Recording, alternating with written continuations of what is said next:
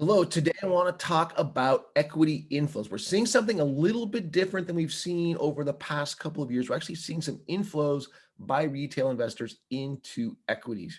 Now, if we look at wealth, we may not think that is the case because we can see here on this chart from the Investment Company Institute that wealth has generally been growing over the last decade, year by year. If we look at the difference between 2019 and 2020 in every single asset class, the AUM or the wealth there grew over that year. So we might think, well, that's because people are putting money into those asset classes. But if we look at this particular chart, we see that is not the case. This is net sales or net outflows from these asset classes.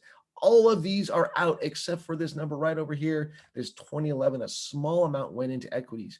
Now here's another way to look at this. This is from Refinitiv Lipper from earlier this year. I don't have access to all their data, but we do see kind of this slow and steady inflow into equities earlier this year. Another way to look at it, big picture, 2019 net outflows, $169 billion. 2020 net outflows, $282 billion, but yet year to date, we're seeing a positive $122 billion in inflows. Now, this chart is interesting, but I think it's even more interesting if we look at just ETFs.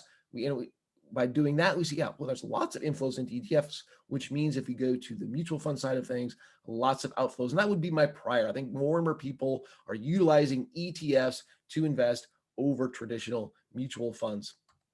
Now, the question I have is, well, are people just chasing returns? We've heard all this market news, S&P 500, NASDAQ, Dow, all at record highs. Are people just chasing returns? But if we look at the data here, what we see, looking at U.S. stocks, international stocks, bonds, we see that the smallest inflows were into the asset class with the highest returns, that's U.S. stocks, and that the largest inflow is into the asset class with the smallest returns, and that is bonds. Now, if people in general over the past decade have been taking money out of the market, why are markets going up and up and up and up? Well, the thing is, it's all being driven by companies themselves. The big players in this market are companies repurchasing shares. They've been driving market returns for decades by doing this. Now, I have a number of videos regarding share buybacks, what they are and the ramifications of them. And then the scary fact of the matter is we are just paying corporate management massive amounts of money to manipulate the stock market,